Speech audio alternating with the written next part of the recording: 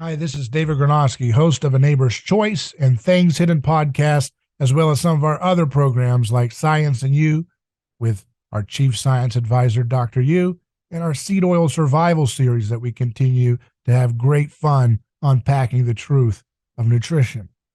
I wanted to give you a quick little message saying we appreciate all the support that we get from our uh, monthly contributors and our one-time donation supporters.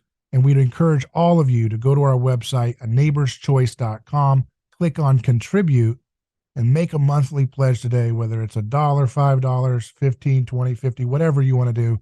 Doesn't matter. Just be a part of building this new media project that we've developed to empower and inform, to inspire, to kickstart a scientific renaissance, an anthropological breakthrough and reformation in the church. All these things are possible with your support right now. So make that commitment today and help us keep doing the productions that we have. Thank you. Today on A Neighbor's Choice, we're going to get into things like what kind of government do we have? Do we have a democracy? If so, what is it? If we don't have a democracy, what's it look like? What's it supposed to look like? We're also going to get into the question of nonviolence, non-resistance, and we're going to talk about that which is a big thing for the mainstream media, which is January 6th. They want to know why we're not getting on board with the narrative about it being bigger than 9/11, according to some politicians. In order to do that, I have with me a guest who was involved in those events and who's also someone who is involved for running for Congress right now. His name is Jake Angeli-Chansley. How you doing, sir? Doing well. Thank you, David. It's great having you on. So I'm looking at your website. It says Shaman for Congress. So first of all, for my audience, we dive into a little bit of anthropology. We look at, the origins of our society through an anthropological lens. And that would include, if we go back in time, shamanism is one of the oldest form of what we call the sacred that humans have experienced. So what is a shaman? Well, shaman is a Siberian or Mongolian term, and it simply means the one who knows. Okay. And that means men or women can be shaman. Now, anthropologists have used that term to kind of pigeonhole all indigenous philosophies across the planet that practice largely the same form of sacred or religious practice regarding the relationship to each other, the ecosystem, and the spirit world. So why do we need a shaman in Congress? Well, because we have a bunch of liars, atheists, and fake Christians in Congress. We don't really have a man of God in Congress at the moment, or a woman of God, really. I think that the reason why our socioeconomic and geopolitical systems are so corrupted and distorted is because our spiritual systems and our spiritual perspective have become so corrupted and distorted. And if we can correct the spiritual element to all of these things, then the socioeconomic and geopolitical will mirror that correction. So they say there's the popular saying, politics is downstream from culture, and culture. Then there's a new, I don't know who it was that said it first, but it's true. Culture is downstream from religion and spirit, right? So that's kind of what you're talking about there, right? Yes, Terence McKenna once said, culture is an operating system. It's kind of like the software for the hardware of our bodies and our mind. Mm-hmm. So we have to have the right software. We have to have the right operating system that is symbiotic with both each other and the ecosystem. Otherwise, we will not survive as a species. So when you look at, kind of, you mentioned McKenna, is he one of the guys that was a kind of a influence in your path towards shamanism, or was this something that you've been interested in since you were young, or what was your Yes, I've been interested in it ever since I was a kid. Okay. But in Were my you raised exploration of, religiously or non-religiously, or well, for the first like 13 years of my life, my mother attempted to raise my brothers and I Catholic. And she realized that that may not be the best idea. We were largely resistant to the Catholicism and its indoctrination. Mhm. So we were given the option to not go to church anymore and to just have a spiritual life, and that's what we chose. Mhm. Now, were you always interested in liberty, or was that something you adopted later in life? Absolutely. Always been interested in freedom and liberty. And Yeah. that's part of why I think that I was resistant to the Catholic dogma, because it was far too rigid and restrictive. It was far too judgmental and just very close-minded. Hmm. Hmm. Do you believe that there's a place for some types of closed-minded moments in life? Well, when it comes to things like ritual human sacrifice, yeah, I do believe that there's a place for Right, closed-mindedness. right, yeah, But the what you have to understand about things like that is that the only way you can come to a place where you close your mind to certain ideas is if you're first open to hearing them right, and right, then understanding the lack of logic or the lack of good reason yeah, for certain ideas. yeah, So, for example, I was open to hearing communists' philosophies. And after I listened to them and examined them logically, I realized, well, that doesn't make any sense, yeah, you know? But yeah, if you close your mind off, then you're not going to be able to have the intellectual ammunition necessary in order to shoot down these ideas that are antithetical to progress. right. So you explored communism. Was that around the era of Obama or before that, or when did you get it? When did you take a look at that? It's almost Well, like required. Everybody who goes to school or anything in America has got to go through their "What's this all about?" moment because it's such a big religion in America, communism and Marxism. yeah, it happened over the course of my life. Um, I looked into it more deeply sometimes than others, but same Yeah, thing with capitalism, the same thing with fascism, like all religions as well, for that matter. I examined all religions because my mind is open. I want to understand. And when you first seek to understand, then you are far more capable of having a total grasp of the world and why we're in the situation that we're in. So yeah, we have dueling factions in the world that are compartmentalized in an echo chamber of their own self-referential ideas. And right, that's part of the problem. And that's yeah, what I sought to escape. right.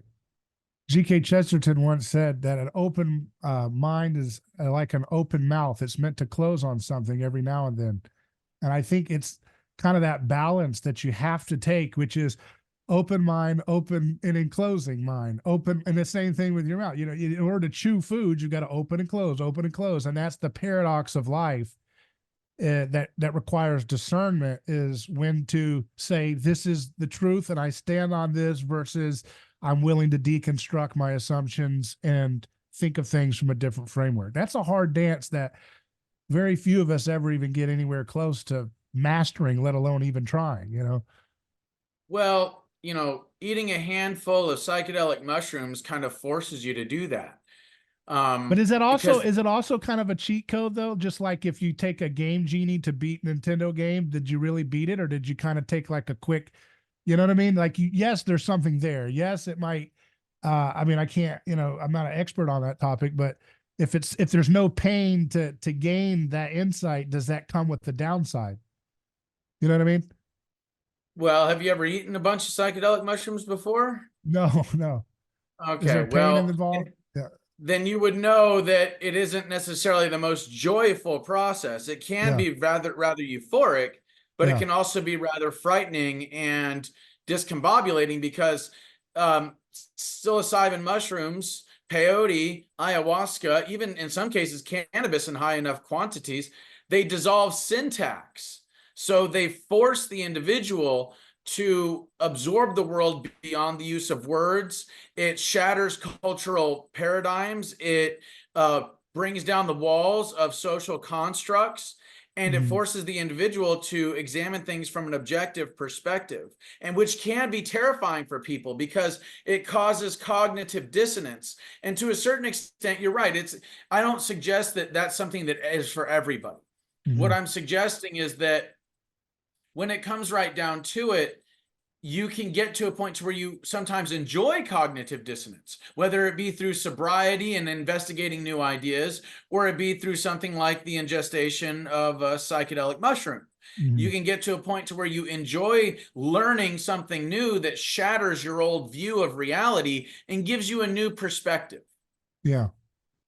Yeah, I just think that's like, yeah, there may be a purgative process, a nausea or whatever you're suggesting, making you not feel comfortable in the experience. But if it's like fast forward, it's like watching a 15-minute highlight reel of your favorite trilogy of movies versus watching it. Like the more the insight might be gleaned, you might actually see the payoff, the cathartic moment in the movie, but you still watched it in or like Cliff Notes for a great novel. Like you got to put the effort in of life to get to those certain aha moments organically over a longer period of time means that the gain that it received is much more lasting because it took a long time to mature in your heart, so to speak. Does that make Well, sense? I understand where you're coming from, and that's Yeah. why I think that in shamanism, they have requirements before said ingestion ever occurs. Yeah. There is, in many cases, long periods of fasting. There is, in many cases, ordeals that one must go through first and foremost. There's prolonged meditation, prayer, trance states. There's um, there's a whole there's a whole list, a laundry list of things that go into uh, spiritual practice before something like the ingestion of a psychedelic substance comes into play. And I understand what you're saying about the cliff notes, but one thing you got to remember, dude, and maybe you'll discover this for yourself, God willing, someday, is that when under the influence of psilocybin mushrooms, it feels like you're in there forever. It feels like it will never end, especially when the volume is so high. So it's almost like, no, dude, life is kind of on fast forward until you do that. Then you get to experience eternity for about 4 to 6 hours, all depending on how much you've consumed. And so that is really like the behind the scenes look. It's like, oh, you like the movie of life? Oh, you think this is cool? Well, hey, come on behind the scenes. You get to see the green screen. You get to see the actors. You get to see the CGI. And then you get to see how the whole thing is put together. So, how did you get into the decision to run for Congress? How did you get there? You're running as a libertarian candidate, Libertarian Party. Yes. How did you make that decision? Well, I was a libertarian before anything Okay. happened on January 6th. Okay. I came to the conclusion that Republicans, Democrats, they're a uniparty. They're two sides of the same coin, two wings on the same bird, controlled by the same deep state brain. Yeah. And I didn't want anything to do with that. I saw that the Republicans did nothing but lie and lose and fumble the ball. And in the process, the Democrats were allowed to roll out their totalitarian communist agenda. And when the Republicans did win, in the case of people like George H.W. and George W. Bush, we got more draconian uniparty BS. Yeah. So I was a libertarian long before January 6th, but why I decided to run for Congress is because people asked me to run for office. Yeah. And I also saw the necessity for real representation in the Congress for the American people, which we do not currently have. Now, some people might say, well, I don't necessarily know if I want some guy who practices shamanism and eats mushrooms to represent me in Congress. But my thinking is this: if people can agree with my political platform, which is number one, single bill voting law, number two, an amendment for term limits for congressmen and staff, number three, a criminalization of lobbying, and number four, seven-figure fines, expulsion, and prosecution for all Congress members caught insider trading, which all that stuff is just tip of the iceberg, by the way. Yeah. If they can agree with those things, then does it really matter that I've eaten psychedelic mushrooms in my past? Does it really matter that I practice Sure. shamanism? Yeah. No, it really doesn't, because I'm not going to factor those things into legislation. However, when you look at the current members of Congress and what it is that they're doing, they are attempting to bring their spiritual ideology into the government so they can use the government's monopoly on the initiation of force to force the rest of their country to be obedient to their moral agenda, which I have no intention of doing. That's not what the role of government is, in my opinion. Mm-hmm. Do you see your goal as an educational campaign, or is your goal to win the congressional race? Oh, I'm my goal is to win Yeah, for yeah, sure.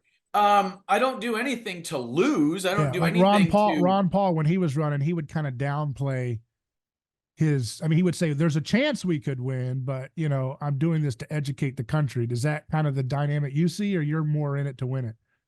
In that, I mean, in Well, your goal. it's both Yeah, and neither.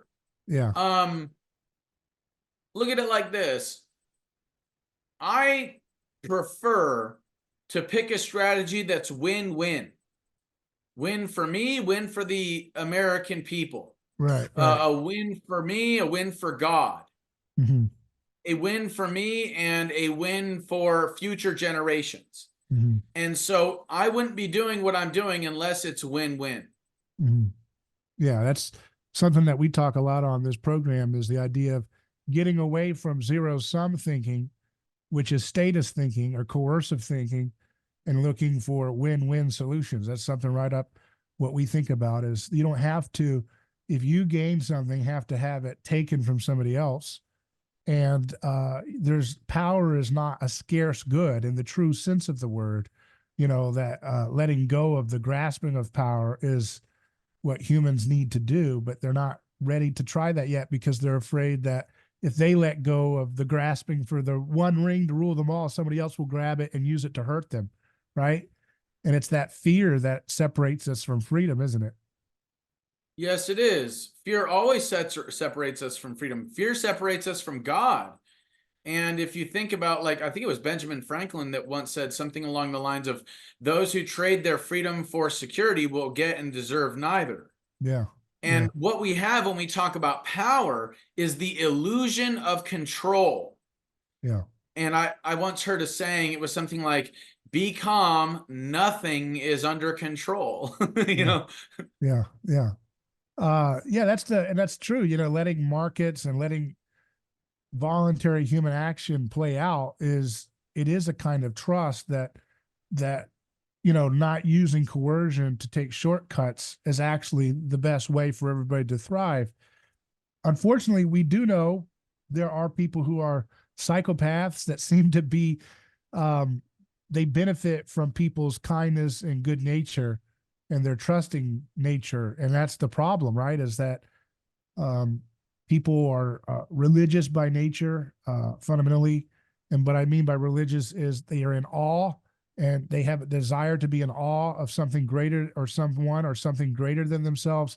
And they bind together. The word religion means to bind together. So they bind together in groups in a shared sense of awe and transcendence, whatever that looks like.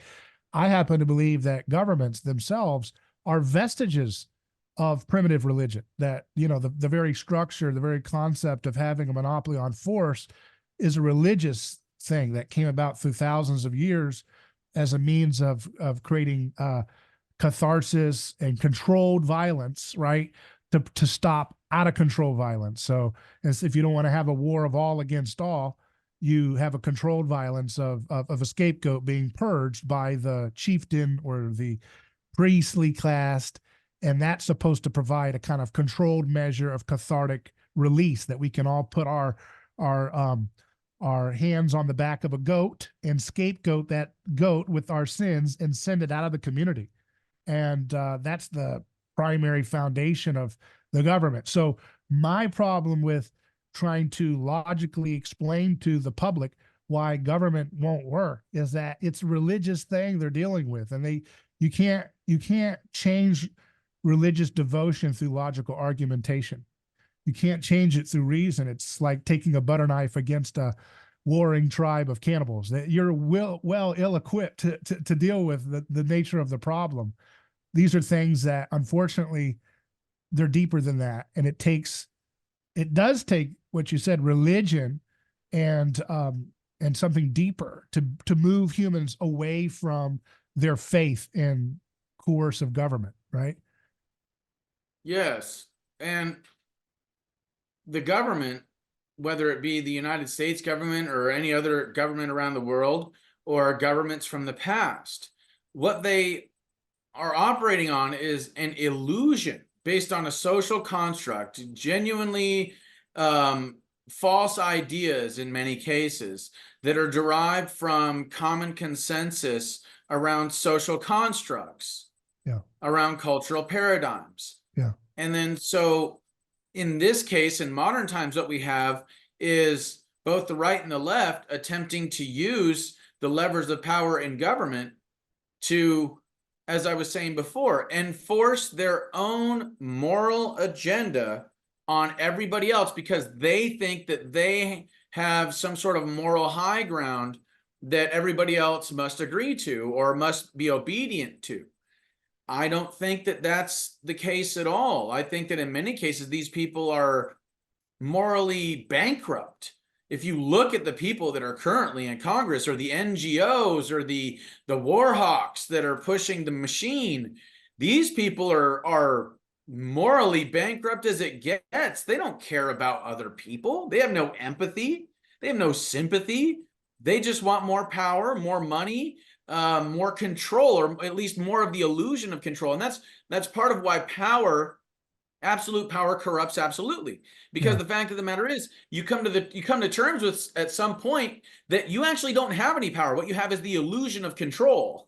And when that Yeah. illusion begins to fade for the individual, they seek to clamp down even more on that and gain a sort of a sense of reassurance in and of themselves that know that they are in control. And then that illusion fades, and then they have to do it again and again and again. And this is where we get into tyranny. Yeah.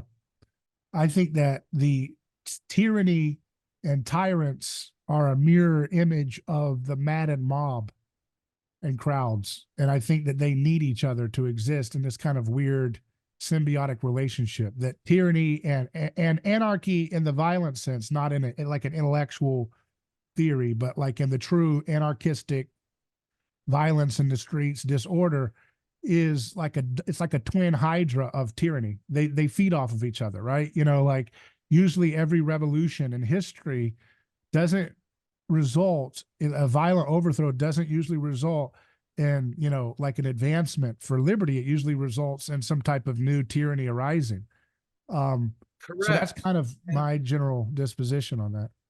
I totally agree. And if you Yeah. look at history, the most successful moves forward, real progress, real evolution of Yeah. individuals and society takes place through nonviolence and non-cooperation. Right. Because what happens there is that the minds of the people in the country or the tribe or what have you, they end up coming together and agreeing with one another based on certain moral values, certain hierarchical constructs that place God and humanity and the betterment of all first and foremost. And each individual that willingly places themselves in that nonviolent group is willing to sacrifice everything, gain absolutely nothing except for freedom, not just for themselves, but for others. It Yeah. is an act of selflessness. Whereas if you look at the other way around with violence or with tyranny and stuff like that, it is an act of selfishness. Right. Yeah. That's what I think the image of Christ is in history, is the one who is self-giving rather than uh, sacrificing somebody else. You self-give of your fear or your bias or your comfort or your privilege or your, putting your skin in the game to help your neighbor rather than sacrificing your neighbor. That's kind of the foundation stone of I think human civilization moving in a good direction, right? And um, I I wanted to have you on to kind of understand your story better, and also a big part of the story is, of course, what happened with January 6th. We just came up on the anniversary of that, 4 years. So first of all, what did you feel, or is it 3 years? Okay, 3 years. Excuse me. Three. So, in first of all, what went through your mind here in here coming up on the third year anniversary of this event? Like, how did you Well, feel that? what I didn't know at the time and what I know for certain now is that it was a setup. It Yeah. was a deep state setup. Yeah. Um, and that setup was designed to create a psyop, or a Yeah. psychological operation, where propaganda would be dispensed on the American people to give the corrupt apparatus in the government a reason to not just go after and prosecute Trump through the legal system, but go after and prosecute Trump supporters within the legal system. Yeah. It was a strategy. However, only at first was it even slightly successful. Because it's based on an illusion or based on lies, as the truth comes out, the narrative begins to collapse. The illusions begin to dissolve, the veils get thinner and thinner and thinner, and anybody that actually looks at the situation objectively realizes what happened.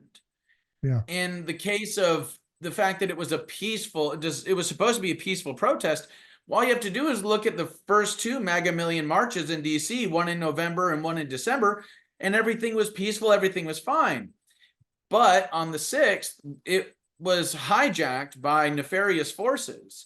And this is also really important to note when we talk about, say, peaceful demonstrations, non-compliance, nonviolent non-cooperation, is that, like Kennedy was talking about, infiltration instead of invasion is their tactic. Yeah. And they will try to infiltrate these peaceful demonstrations, especially when they become effective. And they will try to turn them violent so that they can discredit those that are a part of the nonviolent demonstration. And so in the future, what we have to do is learn from January 6th and exercise our right to peacefully assemble. Yeah. And when someone does something, or a group of people does something that attempts to turn it negative or violent, back away. Back away from that person, back away from that group, allow law enforcement to handle it. Because imagine for a second if on January 6th, if it was federal agents in Antifa that were violent against police officers, and all the Trump supporters, all the MAGA people just backed away, right? Then when the story began to be taken by the Mockingbird media, all they would have had was Antifa and federal agents to point the finger at. It would not have gone the way that they wanted to. Yeah. So I think that we actually can learn a lot from what happened on January 6th as far as strategies for nonviolent success, strategies for peaceful, non-compliant protest.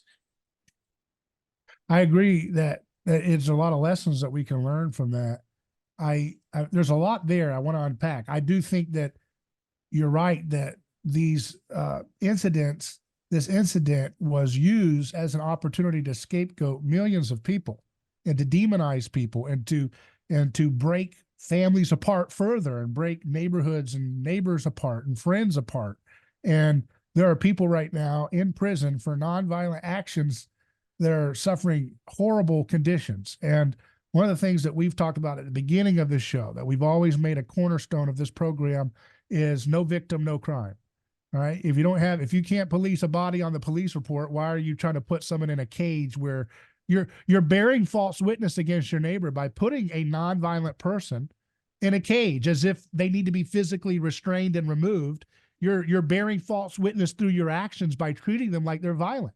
You know, if it's a nonviolent dispute, that means it's something that should be handled in a civil matter, right? And so that's how you tell the truth through your actions, performing the right punishments or levying the right kind of tort is where we get human civilization in the beginning at its best. And so obviously that's been something that has been an outcome of this January 6th thing. When I was on live radio doing this daily radio show I was doing at the time, I saw the January 6th thing ahead of time, and it looked eerie to me. And I'm not saying this because, I had it coming, I said it ahead of time or something, but I remember looking at it saying, this looks goofy, this looks strange leading up to it. It was too quiet. You know, it was like every night they would let Trump and his attorneys on camera, and you didn't hear too much of a response back from the establishment and the Democrat voices. It was kind of like, I'm like, there's just too much quiet here. It feels like a ocean that's come, that's low tide, and you're like, where's the water here? This is not the way it's supposed to look right now. And it felt like something was building. So I remember speaking out, saying, I don't think this January 6th thing is good to go to. There's something that don't seem right about it. And I think this gets into a bigger thing. I think you're right that it lets us know if you see people doing violence, don't be a part of it. But I would take it a step further and say, we have to learn to not create mobs or not to create crowds with energy that can be easily manipulated in the first place. Like the idea of freedom, the freedom to assemble is important, but the idea of like protests is fundamentally kind of a liberal thing. It's kind of a leftist tactic. And I think that it's not something that people who want order and structure should deploy as their tactic of protest. I think there's other ways of doing it because crowds can easily be turned and manipulated. And it's impossible, Jacob, you said that, well, what if Trump supporters had seen the bad guys doing it and had backed away? How could they know? Everybody's looking one way or another. It's all fuzzy.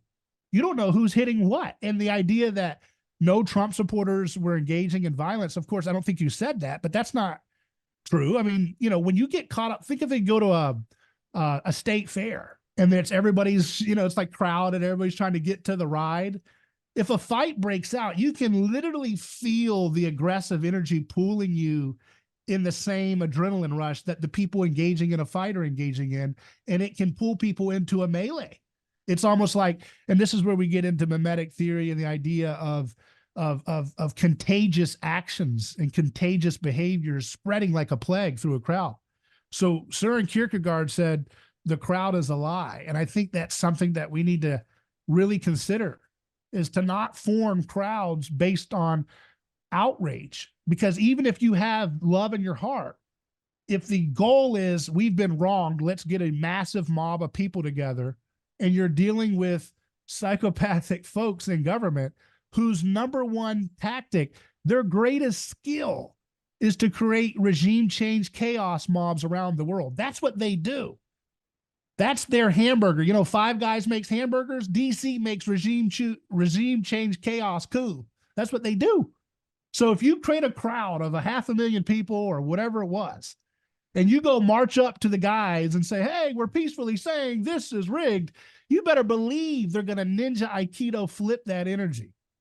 And it's like, I'm sorry, I just don't understand how anybody didn't see this ahead of time and stay out of it. And I don't want to, I know that you went there, and I'm not trying to, demonize your choices. You had your own choices, but knowing your wisdom about nonviolence, how did you make the decision to be a part of that? I mean, that's the playbook.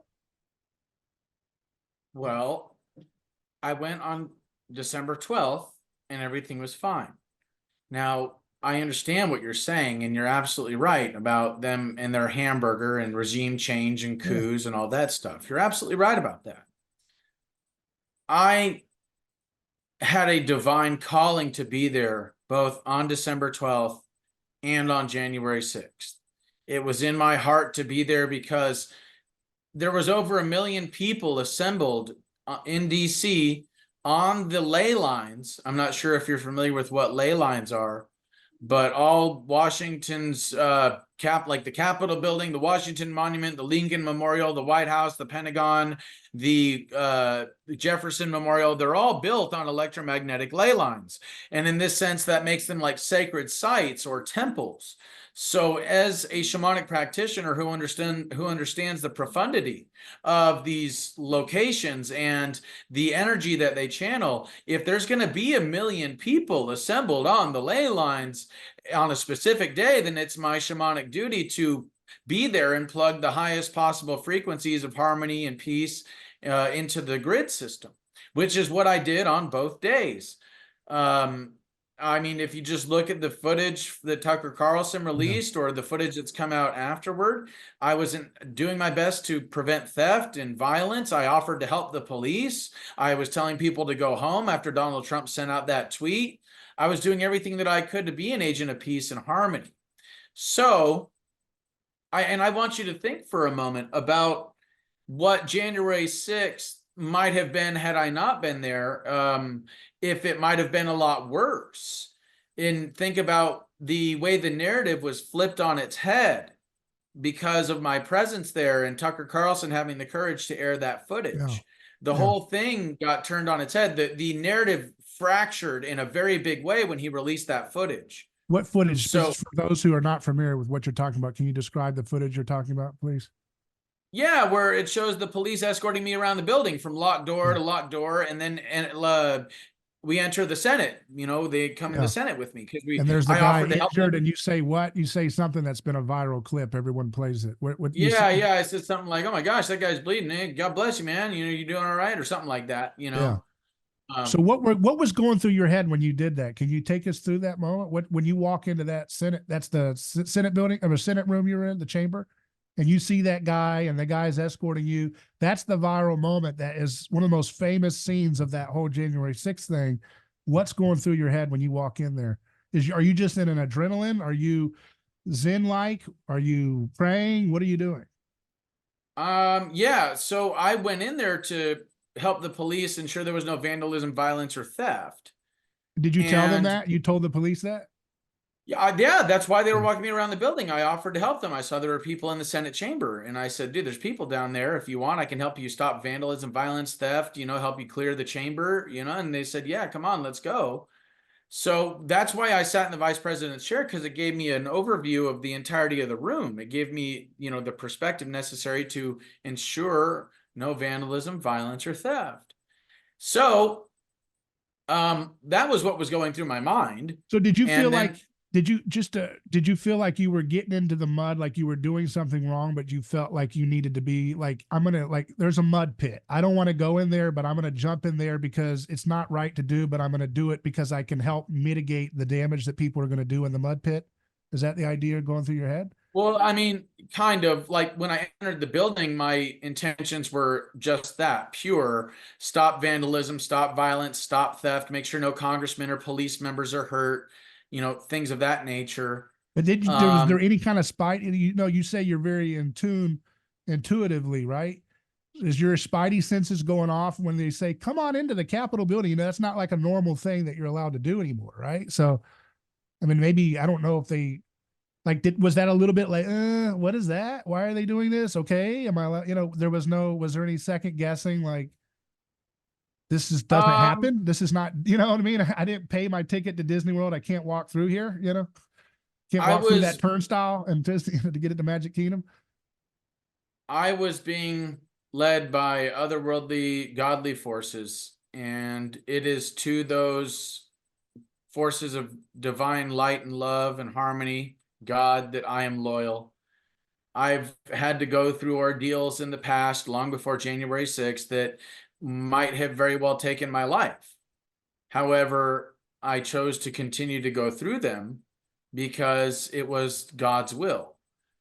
Um, there's a lot that goes into that regarding shamanism and ordeals, the avoiding of negative timelines, the creation of positive timelines, how those things relate to ecosystems and vortexes and positive or negative spirits in the spirit world, etc. But in short, I was doing everything that I could to be an agent for peace and harmony. And I was, as I said, being guided by divine forces to do what it is that I was being asked to do. So you didn't even think about it being a trap for you when you walked in there. You're saying, is that No. yeah?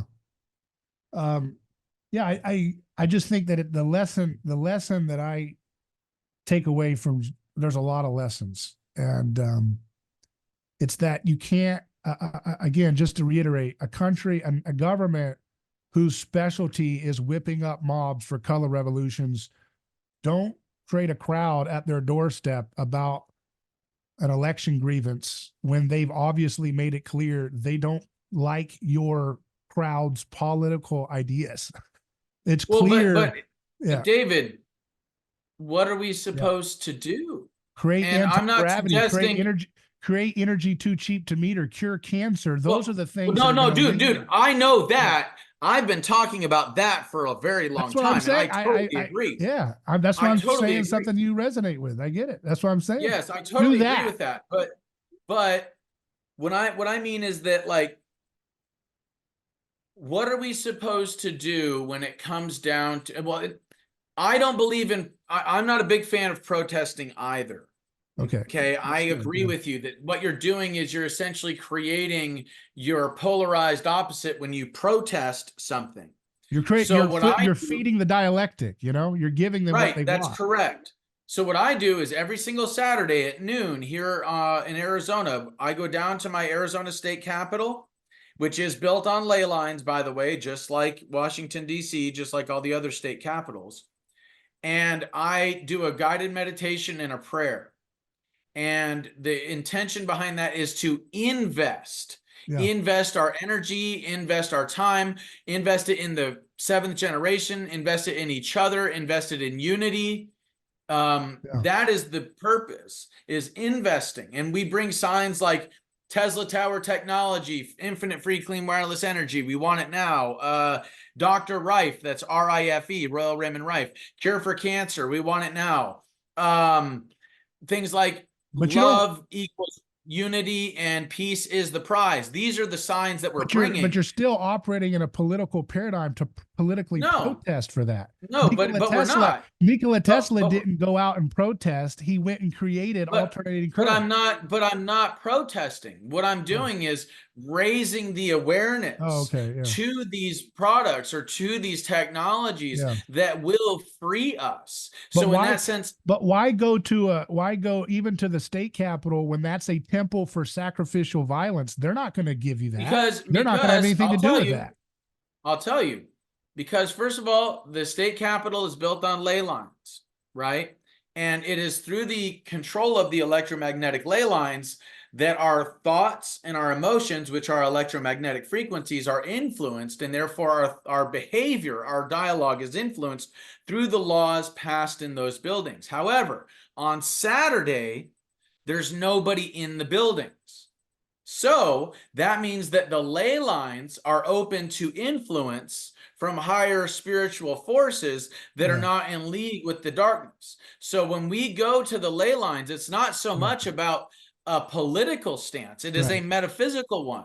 And we are standing literally in the apex of the vortex that is affecting our thoughts and our emotions and filling it with positive frequencies to neutralize the negative ones produced by those institutions. Well, I'm just saying that, like, in general, though, the action is where we got to focus, right? As building these beautiful nonviolent healing technologies, whether it's medicine or engineering, that's what we should do. When I look at the Wright brothers, I don't think they were able to get that. I mean, there's a lot of stuff involved with that, but I don't think they were able to do their first flight because, people were like picketing the Capitol building or whatever. North Carolina is where they flew. They weren't picketing the state capitol saying, please give us a flying device. Please give us a flying device. They were just busy working with their wrenches. I understand what you're saying, David. Yeah. I understand. Well, if I had the money, would have already done all that. Right. Okay. You need land. You need raw materials. You need all sorts of things to build a Tesla tower or a 0-point energy engine, which, I don't have that kind of available income. However, one thing I do have is the heart and the mind necessary to change the hearts and the minds of others. And that's actually where the real battleground is right here and right here. Right. And that is the ground in which I seek to win, is the hearts and the minds of enough people so that we can create a demand for these things, not so much outside of a political institution or a government building, but create the demand for it in the dialogue of the culture. Help people to understand that these technologies are real, that they work, because that is the first key. We are not, people like yourself and I, we know these technologies exist and they work, right? However, not enough people in the culture understand the power behind these tools and why they've been suppressed. So in order for these tools to actually make their way to the public, which there's been plenty of these patents, there's been plenty of these tools that have been created by real creators in the past, and they have been suppressed because the consciousness of the people was down here when it needed to be up here. So in order for this stuff to actually make its way into the public, we have to bring the public's mind up here so that they understand not only do these technologies exist, but also how they work and why they've been suppressed. But here's and then once the consciousness gets there, then the tools, the technologies will make its way into the public. But here's my take on that. I think it's a little bit different than that, but it's similar direction of wanting these technologies, which is, I think the idea that these things have been suppressed is overrated, and that it's more of a cop-out for people who want to believe they're stuck in this tyrannical situation we're in, and it's pretty bleak. Now, most people who have that mind, like, for example, if I say, hey, conservatives, if I was at CPAC and I said, hey, conservatives, let's stop talking and whining about Democrats. Let's just find all the best scientists, get them in a panel, and all work out like an American Idol, bring all the best, and let's find the best methods. There's probably multiple methods of dealing with a disease like diabetes or cancer. And let's just work on it. Generic drugs, aspirin, azithromycin, doxycycline, just everything on deck, everything. Let's just put it all here. Let's focus on healing these diseases. I think it's become kind of a cop-out that we say, the first thing that people will say if they're anti-establishment is, oh, they'll kill you if you come up with a cure for X disease or Y disease, right? So that immediately makes them feel comfortable in their relative apathy that they don't try, because what's the point? They'll just get us anyways. Well, that's not true necessarily. Sometimes, I'm not saying there's never been any of that.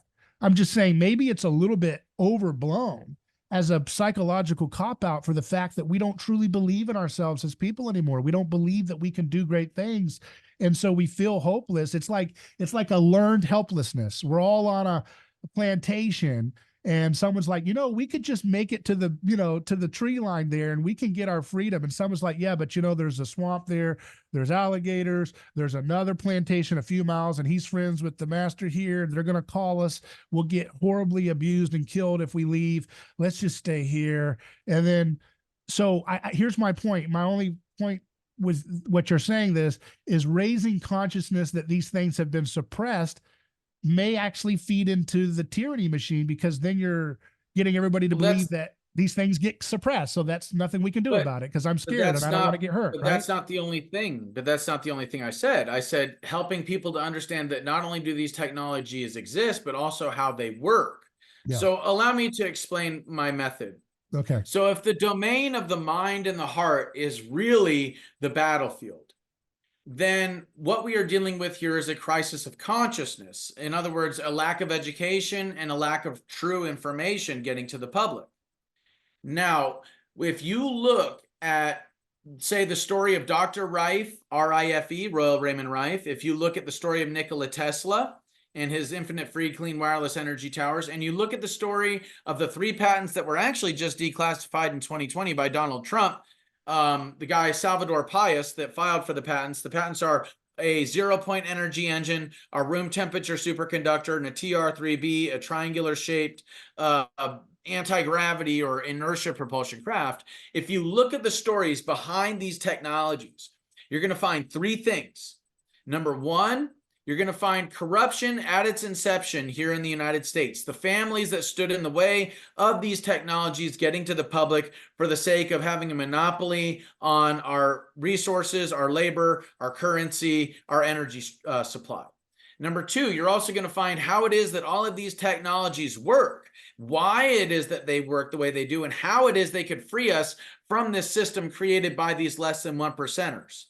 And then lastly, in order to understand how these technologies work, you have to understand 3 things: energy, frequency, and vibration.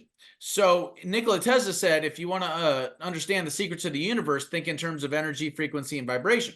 So when people understand how these technologies work, the secrets of the universe literally unfold before them. So what we have here is, in a single package of 3 stories, as people dive deeper into them, what we find is a political raising of the consciousness, an understanding of the socioeconomic and geopolitical system and its history, why it is the way that it is now. Number two, we also have a technological evolution or a technological advance in consciousness by understanding how these technologies work. And then lastly, we have a spiritual upgrade or a spiritual evolution in consciousness because we understand the secrets of the universe and how the universe actually works. So this is why I push on these buttons. Yeah. And the thing is that to a certain extent, I understand where you're coming from about, we don't want to feed into the paradigm of the slave mentality of, well, we'll just stay on the plantation. I totally agree with that. Yeah. What I'm talking about is actually showing that there is a path that avoids the swamp and the neighbors and the alligators and all that stuff if we just go this route here. And this route is actually very safe. It's very effective. But the real key is to get as many people off that plantation as possible. Otherwise, the minority of the people that leave the plantation will be hunted down. They will be taken care of. They will be dealt with, as we've seen throughout history. Yeah. And if we have enough people going down this road, then they're not going to kill everybody. What they're going to do, and this is actually evident based on the recent FDA approval of research about sound frequencies and vibration being used to dissolve cancer, is what they're going to end up doing is being forced to respond. They're going to be forced to, in one way or another, react to our narrative. And that is how it is that our minds are controlled, is through the Mockingbird media, through its divisive narrative, its divisive propaganda. And if we end up creating a narrative that is unifying, because everybody knows somebody that's either had cancer or died of it. Everybody was tired of paying way too much for electricity and gasoline. Everybody is tired of the inflation and the energy crisis and all this other stuff that we're going through. So if we can create a narrative that is all inclusive and everybody can agree, kind of like my campaign platform for that matter, then we can create unity and have everybody go down this road. Then the demand will be there. Then there's the volume of people that understand this technology and its suppression is far too high to end up just targeting an individual and then taking them out and then controlling the media narrative. Yeah. No, I mean, and we have the technology today, media technology with distributed live streamers and, podcasters and everybody that they can crowdsource the information sharing of engineers building these great things. And that needs to be happening now. All of our energy should be focused on, in my opinion, on that, because everything in the world of politics, including elections, including running for office, this is just my opinion now. So it's just that unless you're explicitly running with just an educational agenda, there's no point in trying to do this stuff with an electoral bent, because you're asking an institution that is fundamentally opposed to win-win solutions to consider a win-win paradigm. They're not going to allow it. They're just going to muck it up. Just like you had good intentions, you said, in protesting peacefully, right? And then someone ninja Aikido'd that, and other people ninja Aikido'd that and other people's actions into this horrible thing in which people lost their life. I have said to people publicly that if instead of Trump doing a large protest on January 6th, if he had done something like Gandhi style and sequestered a piece of the road off and laid in a silent prostration, silently laying down face first on the road with it quarantined off, and just had the helicopter shot of big Trump with his red tie, hanging out to the right of him or whatever, face planted, just sitting there as a silent, still protest as they were doing their thing, we would be in a whole new paradigm right now, because that's the power of nonviolence fully unleashed. But we don't truly believe in that. We don't truly believe in personhood and nonviolence. We don't truly believe in that. We still want to take a page from the establishment, which feeds and fuels and creates mobs that are angry. And there's no playing with fire. You don't play with fire like that, because it's always going to bite you. We do things in beautiful ways, like one individual laying down prostrate. That would have sent a whole new paradigm right now we'd be living through. You'd be never harassed and put in prison. All these people would not be in prison right now, but we don't have anybody. I'm not speaking ill about anyone individually. I'm just saying, like, we're playing with child's play when we play in this paradigm of elections or doing mob, I'm not mob, but a big loud crowd, and they're angry. That's easily going to I be agree. ninja aikido, man. And I Dude, said that I before it agree. happened. I'm on record. People can run the tape, and it just frustrates me. I mean, I know why you said you're there, but it just frustrates me that people aren't like talking about that and thinking about that and doing that, I am. because that's the, I yeah, am. I am. And I've been yeah, saying it for years. yeah, You're preaching to the choir here, brother. yeah. Um, and I do believe that, But can you imagine though the visual of him yes, I prostrate? can. Yes, I That would can. have And been I understand beautiful. the power behind what you're saying. And Yeah. I agree with you to a large extent.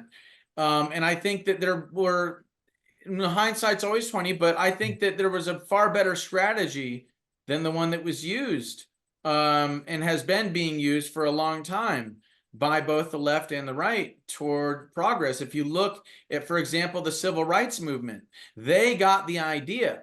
Now, what's interesting about the civil rights movement, though, is that it too was infiltrated, Right. obviously, Yeah. but also it had young and old, black and white, straight and gay, Jewish, Christian, Muslim, you name it. It had everybody arm in arm and understanding what we were dealing with, which was tyranny. Yeah.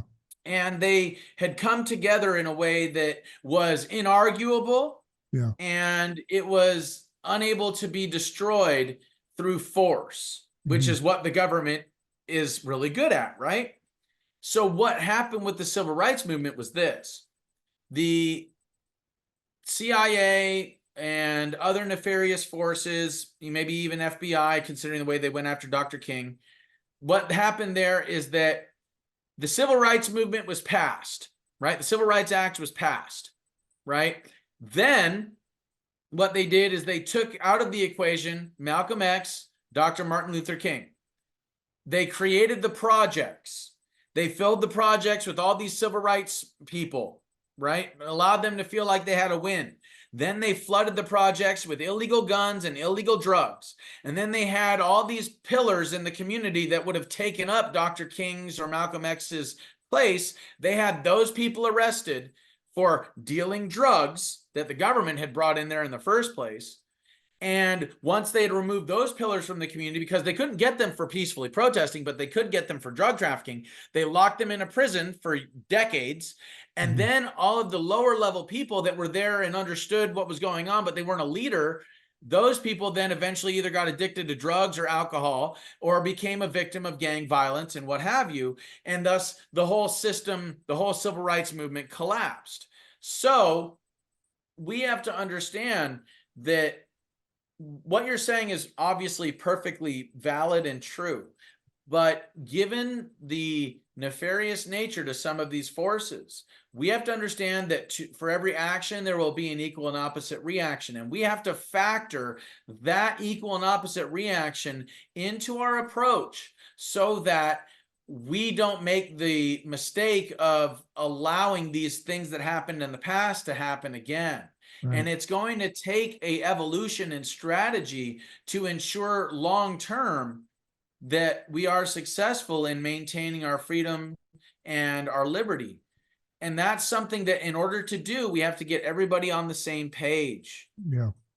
But that also, in my opinion, means that we have to get out of politics as our main priority. It doesn't mean Well, we that's can't. why I'm I'm a not an spiritual absolutist. activist. What's that? Sorry. Well, that's why I'm a spiritual activist. I don't consider myself a political one. And that's why when I go down to the ley lines, I'm not protesting, I'm investing, I'm doing prayer and meditation because it's about the domain of the spirit and the mind first and foremost. And then, like I said, once we fix that, Yeah. all of the political and socioeconomic stuff, that will all change as a matter of course once this and this changes. Right. Right. I agree. It's a heart and mind thing, and people have to lose their appetite for. They feel like it's a zero-sum environment, like crabs in a bucket. They're pulling each other down based on race, gender, whatever, And that's the toxic environment that we have to get people to see. There is no bucket. You are free to move about the country, so to speak. You're free to express yourself and be creative and joyful. And the problem is I just a couple things in general just to hone in on is we've got to stop saying things are suppressed, because that's part of the mind control, is that the liberty people and the lovers of truth keeps mouthing things that may be technically correct here or there, but when you lean on that, they're suppressed. You're telling people a loser's vibe, like, okay, well, I'm scared, I don't want to get hurt. No, we just need engineers, we need material scientists, we need chemical engineers, we need scientists in the world of medicine. They need to be repurposing drugs, talking about it. We need all hands on deck, positive, joyful, confident, peaceful, beautiful message. And we need to stay clear of crowds, because crowds are lies. And anytime people want to create a crowd that is angry about something, you better believe it. If the state and the establishment is not for it, they're going to use it as an opportunity to flip it into evil. Now, of course, good comes out of it, because the state is falling apart in its ability to create mythology in real time. So because they were not able to create the consensus narrative, it's obviously backfiring, and people are realizing how much government agents and their friends were involved in inciting violence. And that's a good learning process for people to see. So what man intends for evil, God can redeem. And so God can redeem our mistakes. But January 6th, and I put it on Trump, was a mistake. He shouldn't have called for a crowd. He shouldn't have called for people's participation in that. I don't think that was the right tactic. But again, he doesn't have people with nonviolence, apparently, like ninja Aikido nonviolence practitioners in his ear. Even though he did say, don't be, be peaceful. He did say that, but you're kind of like, it's like the height of naivete to create a big mob of people who are really feeling disenfranchised. And there might be singing Kumbaya at first, but I understand crowds, and better believe it, the government understands crowds, and they know how to create a contagious ripple effect. And that was the totally dumb, asinine, stupid thing to do. And it's got a lot of people hurt that didn't need to be hurt, and people killed that didn't need to die. And human life is sacred. So I just have to say, the whole January 6th thing was a total wash, and it was disaster. It shouldn't have happened. But like you said, things can still be redeemed even in those mistakes. And that's a hopeful way to look at things. Yes, sir. Where do you see your campaign playing out? Do you intend to, are you intending to bring these ideas of like the technology stuff as a forefront of when you get into debates with the Republican and the Democrat? Nobody that's running in the 8th congressional district really knows what they're up against. And because of that, I think that it'll be quite easy to debate. They are all saying the same talking points that they're seeing on the TV and that they think everybody wants to hear. None of them have a decade or centuries long plan into the future that is going to get us out of the quicksand that we are in. The moment that the people of the 8th congressional district here in Arizona get an opportunity to see the contrast between myself and the other candidates, it's going to be quite clear who exactly it is that should be representing the American people. When it comes to this notion of energy and, Tesla or 0 point energy or what have you, the more you pile on, the more diluted your message gets, even though it might be counterintuitive to think that way. There's only people's attention spans are pretty narrow, unfortunately. And you can blame things like social media and TikTok brain or television or whatever you want to blame. But at the end of the day, you have a very short amount of duration and time to not just get people's attention, but keep it. My thinking is my best strategy would be to stick to my campaign platform, because that's something that Republicans and Democrats, libertarians, Green Party, independents can all agree on. Now, when it comes to actually getting into the Congress, of course, it is my intention to not just deal with the 4 issues I'm running on, but also things like the abolition of the Fed, getting rid of the IRS, the defunding of antiquated government agencies, the reformation of our law and the statutes, so that we're not operating based on laws passed in the late 1800s, early 1900s. And with all of those things and the consolidation of certain federal agencies and the restructuring of them by getting rid of certain individuals in these federal agencies, then the patents themselves will begin to have a route to being released. Yeah. And the ones that are already released that we already know about, we just need people to talk about them. And when I'm a congressman, that is something that is going to be one of my talking points, most certainly, because when that is the case, then I will have a much bigger microphone. There will be more interest in what it is that I say. And whenever I'm on the House floor and I'm talking about an issue, you'd better believe C-SPAN is going to be having the cameras rolling, and there will be a large amount of vested interest in hearing what I have to say.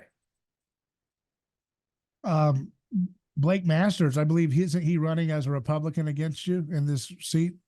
Well, kind of. He's not running against me. He's running against Abe Hamadeh. He's running against Anthony Kern. He's running against Speaker Toma because he's running as a Republican. I'm running as a libertarian.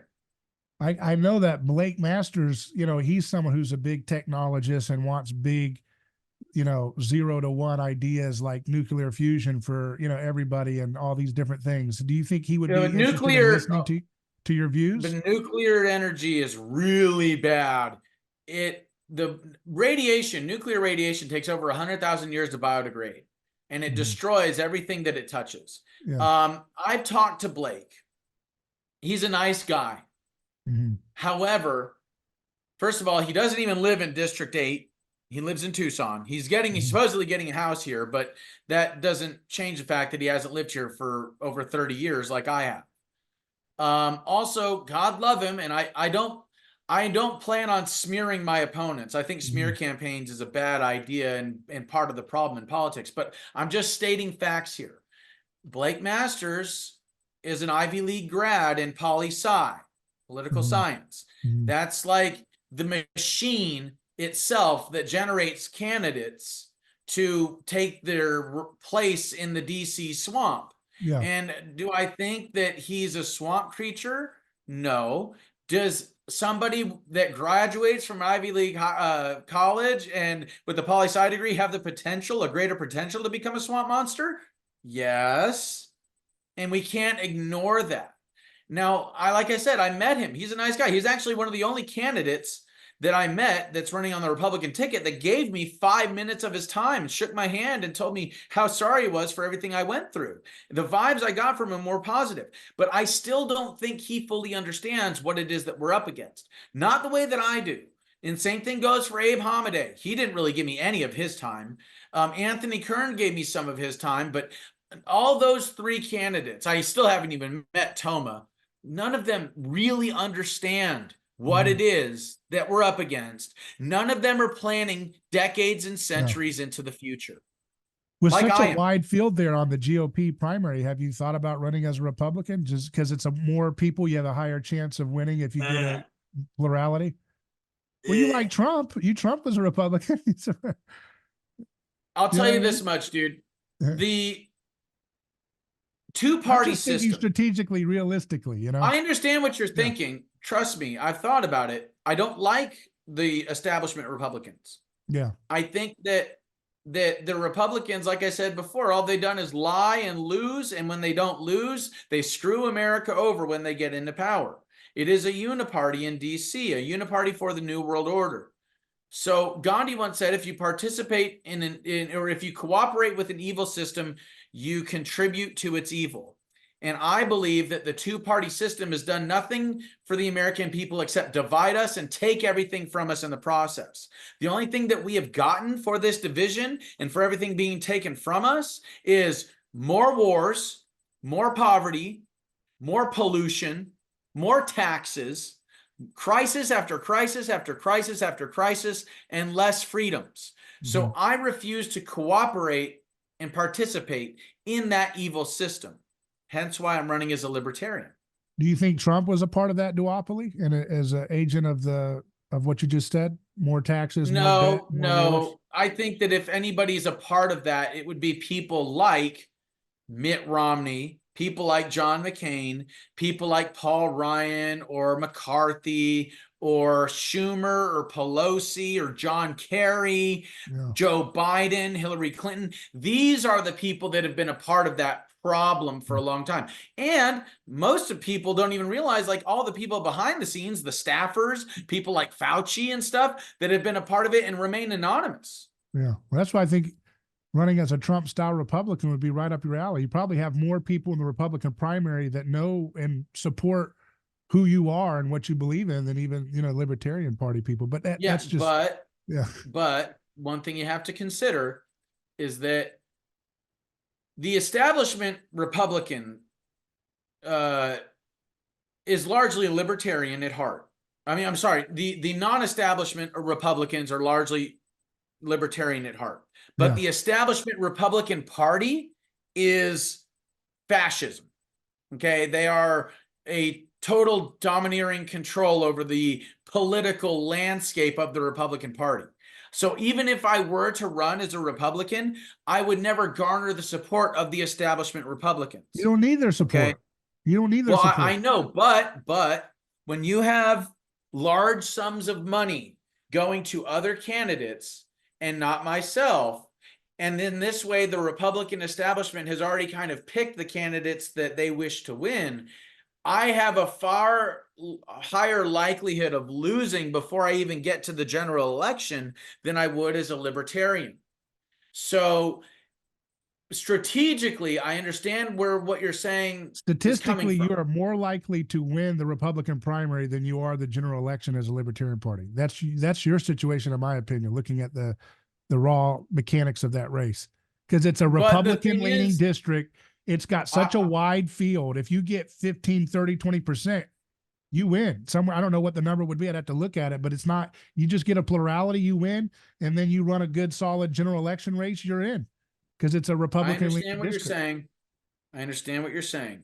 The Libertarians don't have a track record of winning as a Libertarian Party member. So that doesn't matter. Yeah. Because the track record has gotten us where we are. The status quo and people doing things as they've always been done is part of the problem. What is the definition of insanity?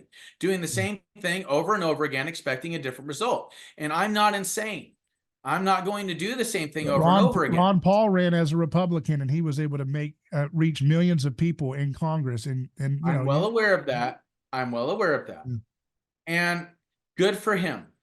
That's Ron Paul. I'm not Ron Paul. I'm going to do things the way that God has asked me to do them, in spite of the fact that there's large amounts of people that are trying to tell me otherwise. And every time I've listened to God's instructions, they've worked out well. Well, I appreciate your time. It's been a great discussion, and we've covered a lot of wide-ranging topics. And I appreciate your willingness to explore some of these challenging topics, whether it's the need for radical breakthroughs in medicine or engineering, or what does it mean to protest, and what's the best way? Is it, what does that look like? So I do want to give you an opportunity to mention, where people can follow your work and keep in touch with what you're doing. Sure. Well, they can go for my congressional website. It's Shaman for Congress, Shaman, FOR, Congress.com, shamanforcongress.com. And there they can see my political platform, why it is that the things I'm running on are necessary. They can also watch my interviews that are up that are very good. There's lots of content there. They can also go to my other website, forbiddenTruthAcademy.com. That's forbiddenTruthAcademy.com, where we literally have dozens of hours of interviews, podcasts, my podcast, free courses, all of it's free. They can also buy my book, One Mind at a Time, A Deep State of Illusion by Jacob Angeli. That is also on my website. There's also some really kick-ass merch that we have that's up there. Some of it's really funny, some of it's really funny, some of it's really badass. And you can also follow me on X or Twitter at America Shaman. That's America Shaman, at America Shaman on X or Twitter. They can also follow my campaign Twitter platform at Shaman 4, the number 4 Congress, Shaman 4 Congress, at Shaman 4 Congress on X or Twitter. And I'm also on Rumble, Yellowstone Wolf AZ, all one word, Yellowstone Wolf AZ. You can also find me Forbidden Truth Podcasts on Rumble, also the Occult Apocalypse Show on Rumble, and on Truth Social at Spiritual Beast. Well, thank you for your time, sir. It's been great talking with you. Thank you. My pleasure. Thank you, David.